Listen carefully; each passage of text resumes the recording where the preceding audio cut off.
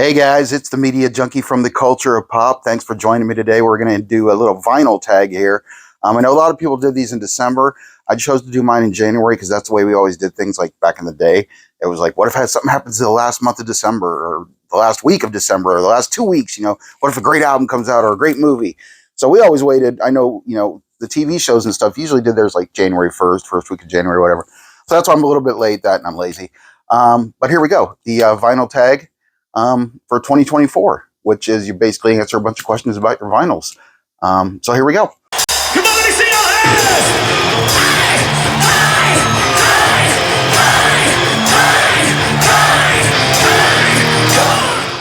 First question on the list for vinyl tag is best purchase of 2024.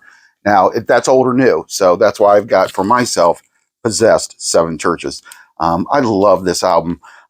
Back in the day when I was a good little Christian boy, I was scared of these kind of albums. I would listen to Megadeth, Metallica, stuff like that, but like anything with a bunch of upside down crosses or real satanic imagery scared the crap out of me. So I never really had a chance to listen to how good these guys are, and they are good.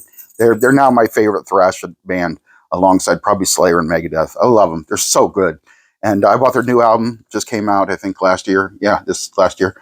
Awesome. Great album, too. They didn't miss a beat. So, yeah, Possessed, Seven Churches. My dog's going to walk in front of the camera right now. Say hello, Kylo. Okay. Next one on the question board is 50 years, best album of 1974. So we're checking back 50 years ago. And mine is going to be Neil Diamond's 12 Greatest Hits.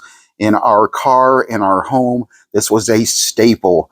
This was everywhere that we lived, traveled, went. We had 8 tracks, cassettes, albums. I've owned this album so many times, and I think it's a great compilation of like Diamond's 70s work. I'm a huge Neil Diamond fan. Seen him in concert a ton of times because my parents were, so I grew up with that. But yeah, this was a staple in my house. So this is my definitely my most favorite.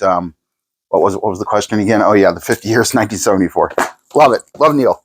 And some people are probably going to be pissed about this. Sorry. But my defining genre album is the Sex Pistols' Nevermind the Bullocks. I don't care who you are, whether you like punk, whether you like music, whether you like anything. Most people know this is punk. When you look at this, they say punk. Sex Pistols, punk. Hey, who's a punk band? The Sex Pistols. You got your Ramones, you got your Clash, you got your, everybody else. I'm not going to go through the entire list. But everybody has their favorites, and these guys get junked on all the time. But they did define a genre. They really did. Whether you like it or not, whether the music sucked or not, whether Sid played or not, they defined a genre. They really did. And this isn't my favorite album by them, actually. My favorite album is the soundtrack to Rock and Roll Swindle.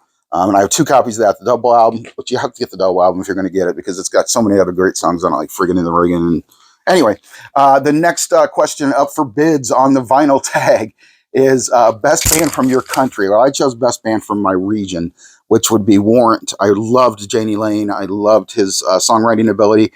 If you've never heard like his real songwriting ability, aside from Stupid Cherry Pie, you can take a look at his older stuff. He's got some great songs, some ballads that are really good. And he was a really good guy. It's really a shame that he died alone in a hotel room when he had so many fans and everything, but we all know how that shit goes. But yeah, they are Stephen Sweet and Janie Lane are both from Akron, Ohio, which is a few hours away from me. So that's my regional band. I wasn't just going to pick the United States because that's kind of easy.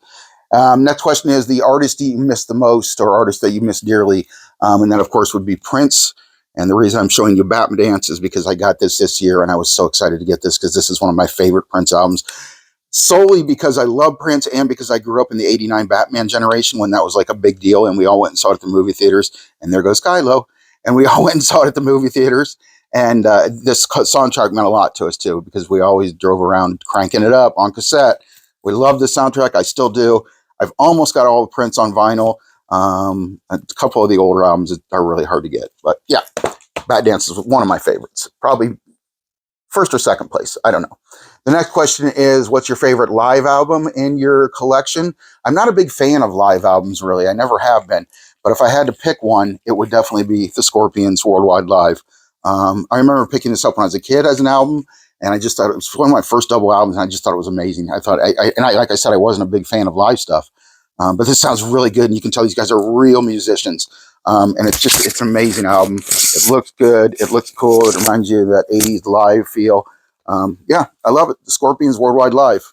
there goes Kylo again. The next question is: somebody breaks up with you. What's your album going to be? I got to look here and see, because sometimes these glasses are good or whatever. Yeah, somebody just dumped you and you want to listen to an album. I would listen to The Dope. I would listen to Dope Life. I love that album. It's a very angry album. I'm not much of a, maybe the first day after or two, I'll get a little sad and listen to some slow stuff, some Journey or something, something lame. I'm not, Journey's not lame. I'm just saying. But yeah, I definitely, anger is usually my first, which isn't good, but I mean, and I well it up, so that's not good. So, Dope Life, I found was really good in both of my marriages. It's really good. There's a lot of really angry songs on there, and they make you feel a lot better, especially when you're shotting them in your car driving around. But I want to give a bonus to I Don't Care Anymore, which got me through a lot. This song really says it all. It's a great breakup song, especially if you want to get to the level of anger. You want to pass the depression level or stage or whatever and get to the anger level. I Don't Care Anymore is a classic, great song. I still can't believe Phil Collins wrote it, because it's just so F you. Best drums on an album. I'm going to say this is, it's not in 2024, but I mean, obviously this is a list of 2024, but my best drums on any album I've heard is Van Halen still. I'm sorry. I know a lot of people say, it's overhyped, whatever. I don't care. Alex is really good. He's always been really good. Yeah, he supported his brother for so many years, and, pretty much did what he said, and, came up with his own stuff too. But, yeah, when you put this on, you can feel the drums. You can. So I think that's a great album, for drumming. Favorite artist who is is in one or two bands or more. That would be, for me, of course, Corey Taylor. Slipknot, which I got very heavily into when I worked at Hot Topic for 8 years, and Stone Sour, of course, and CMF, Corey's solo project. I liked the first one. The second one was all right, but I think these are two classics, and I think the other Stone Sour albums, I just like cover tunes, and I like both of their cover that came out on RSD separate times. They had two cover albums. Meanwhile, in Burbank, and what was the other one? I can't remember. Anyhow, yeah, and then this great Slipknot album, of course. So that's my favorite musician from a couple of bands, or whatever you say. The next question is a question that every vinyl person gets asked all the time, or every music person gets asked all the time, and everybody's always disappointed by my answer. Beatles or Rolling Stones?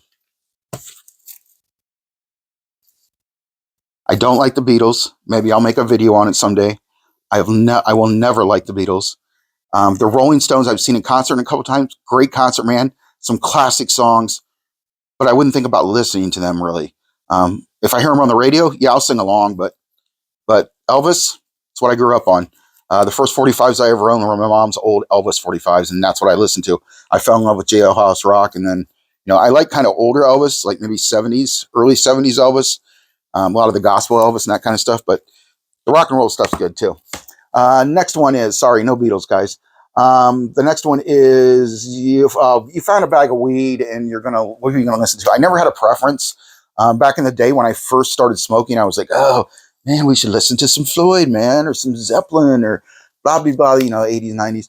And now it's just kind of like, I don't drink really that much, so I smoke, and it's legal finally. So yeah, I don't really need any special things to listen to. Now, if I'm gonna drink, because I rarely drink, I'll put on some good time party music. I was drinking a couple weeks ago, and I had some, like some Kool and the Gang on, some Commodores, just some fun listening to music. But getting high, I listen to whatever. Or most of the time, I watch a movie. But anyway, the next question is, an album from the 80s that you still listen to endlessly. We'll never give up on this album. I love this album. Beastie Boys are probably my favorite hip hop of all time, and it's probably because I grew up in that generation. And I knew all these raps off this album for the longest period of time, and that was like an accomplishment for me. But yeah, I listened to a lot of rap. I talked about before, gangster rap, NBA, stuff like that. But these guys, they're just all around great musicians, actual musicians, and all around great lyricists and poets and whatever you want to call it. And they put out some great albums, and it's really too bad they're gone. But yeah, I listen to this one all the time. The next one is somebody who's political. What is it? Political. Got to look again. I'm an old guy, guys. Political stance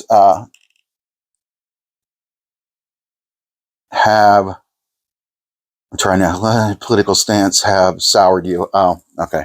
I knew the question, but I was trying to read it, and it was weird the way I was reading it. These glasses aren't great.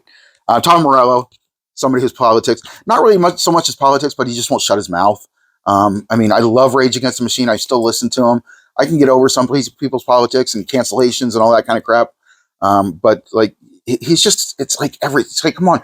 I know you're a great guitarist, dude. You're awesome. Just come on and shut up about the other things. I don't care. Anyway, but I know it's a political band, so it's kind of weird for me to be saying that. But none of the other band members really are still going on and on about certain things. They'll mention some stuff and be active about it or be an activist about it. But, anyway. The next one is show a favorite record label. I don't have one right now, I don't think, because I don't have any of Kiss's early stuff, but Casablanca was my favorite record label, and I'll show a picture of it here or here, wherever. And that was my favorite record label, because when I saw that in the store and when I saw it on my player, whatever, it always meant fun, because it was either Kiss or some disco stuff or who else was on there that I'm thinking of? I'm trying to think of stuff like, Village People and stuff like that. Yeah, I listened to the Village People in the 70s when I was, 11. Anyway, so Casablanca always said to me, fun. So I've always loved the Casablanca label. And then, 3 great singles. And I'm going to go a run of 3 great singles. I'm going to go with Bad and Thriller from Michael Jackson. I grew up in this era. I was introduced to Michael Jackson when Michael Jackson came out, and I didn't know him, but I followed the Jackson 5 and all that stuff. But this album has only one single or only one song that wasn't a single. This one's got tons. I mean, they're great. They're great singles in here, and I really love these albums. So that's my pick. Next pick is an RSD purchase that you still continue to listen to, and that would be Trick or Treat. It's a great movie. I love it. It's a cheesy 80s heavy metal movie. We were all excited about it when it came out. It's kind of beginning to get a bit of a cult status. I own 3 copies of this, 2 different colors, and an original that's in a frame over there. I have a tattoo of Sammy Kerr. So I love this album. I love the movie and what it meant to me. So yeah, I bought this 3 different times, but this is an RSD that I listen to all the time in the car, on streaming or whatever, whatever. The next one is If You Could Be Anybody. If you could be reincarnated as anybody, who would it be, alive or dead? And that would most definitely be Mr. Dean Martin. I would love to have been Dean Martin. I would love to have sat in these sessions. I would love to have been as cool as him. I would love to have been, he was such a great guy. Half the time he was drinking iced tea because it was a gimmick. He wasn't a big drunk like everybody thought he was. He wasn't. I think out of all the Rat Pack members, he's probably the one that got in the least amount of trouble behind the scenes. But I love Dean Martin. I love him, and I would love to have been, even for a day. Just a day. Come on. Next one is best. Is that the next one, or is it the other one? Yeah, best 3 lines from a song. And I didn't bring my last one down. I forgot to. I'm sorry, guys. But the best 3 lines from a song. These aren't really 3 lines. I think it's probably 2. And I know it's stolen from Groucho Marx. And I know once you hear the person, you'll know why it was stolen from Groucho Marx, because he's kind of into all that kind of stuff. But it's from David Lee Roth, and it's from A Little Ain't Enough. And it's the lyric, was vaccinated with a phonograph needle one summer break. And then I kissed her on her daddy's boat and I shot across the lake. I love that line. Ever since I heard that line, I was like, oh my God, that's what happened to me. I was vaccinated with a phonograph needle. And then the just whole, kissed her on her daddy's boat and shot across the lake. That's just, that's from Dave. It's Party Dave, fun, no judgment, just fun, and it just makes me feel happy. But I love Vaccinated by a Phonograph Needle. I love that line. And I know Groucho Marx originally said it. So leave it up to Dave to take it. The next one is a album that you never tire of. I didn't bring it down, but I will show a picture of it here, somewhere. And it is Collected by Huey Lewis and the News. It's like their greatest hits. If you've never seen the Collected series, there's quite a few bands that have it. I have about 20 of them. And it's just like pretty much every great hit plus some, some older, stuff you don't hear that much on the radio or places like that. And the Huey Lewis and the News Collected one is my favorite. I love Huey Lewis and the News, and I never tire of them. And then I think the next one is, share your favorite VC channel, which I think stands for Vinyl Club. And my 2 favorites are Channel 33 RPM. I can't remember the guy's name, but I really like him, and I think his music taste is kind of close to mine, so I sometimes agree with him. And then Melinda Murphy, who she didn't push me, but just watching her video pushed me, because she said, if this is your first time doing a video, this is a great one to start with, because it's just answering questions. So she kind of pushed me to do this. So Melinda Murphy, I love her channel. I think you know way more about music than I do, especially vinyl. And I think Channel Art 33 RPM, both you guys are awesome, and I love to watch your shows. Other than that, thank you, and thank you for this vinyl tag. I forgot to mention the guy who originally started this. I can't remember what his name is. I will put it in the tag, though. But thanks for watching, and I'm the Media Junkie. Y'all have a good one.